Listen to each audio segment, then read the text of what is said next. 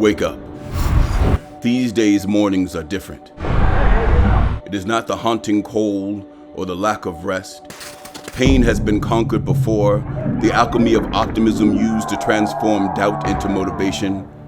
This morning, an unfamiliar weight is chained to our breath. We've become aware of the struggle of others in a way that no longer allows us to believe that to just show up is enough anymore. And maybe it never was. It can be felt, and what was once the familiar thump of plastic against pavement, no longer a metaphor for heartbeats, but more a warning that a change is going to come. We can't help but wonder, are we ready? Can a fitness program answer protests against racial, economic, religious, and gender injustices?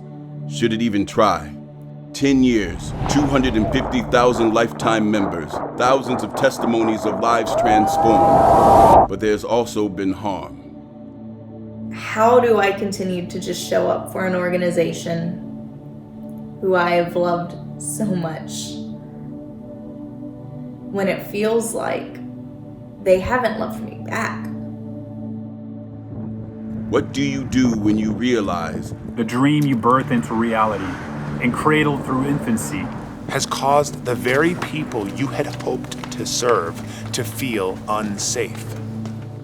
What do you do when two things you did not ask for unwittingly become weapons in your hands? White privilege allowed us to build a fitness program and mislabel it a movement. White privilege allowed us to think that making it free was the highest virtue we could aspire to. White privilege permitted us to believe that we could solve the harm our organization has caused historically marginalized people without surrendering our privilege. It is true. Members have pushed back against doubt and muscle failure, held each other up through the relentless gravity of day-to-day reality and blistering winter cold, cared for strangers as if they were bleeding their blood. But it is not enough. There's hope in knowing just showing up has been the precursor to every great movement of change that has ever happened. And change we must. Not just for the members of our organization, to whom we have caused harm, silenced, erased, or allowed to slip quietly back into a world we were not yet ready to face.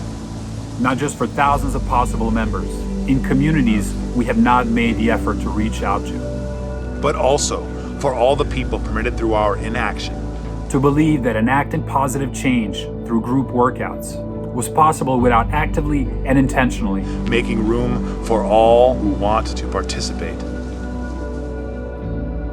Not as we would have them be, to maintain our comfort, worldview, or positive public standing, but as their whole selves. Apologies can seem like a bucket of sand trying to extinguish the sun. But we are sorry. And committed to doing better. Thank you for just showing up and for making our dream a part of your life. It's your passion, love, sweat, and tears that got us this far. And we're going to need that, and more, as we face this next chapter together.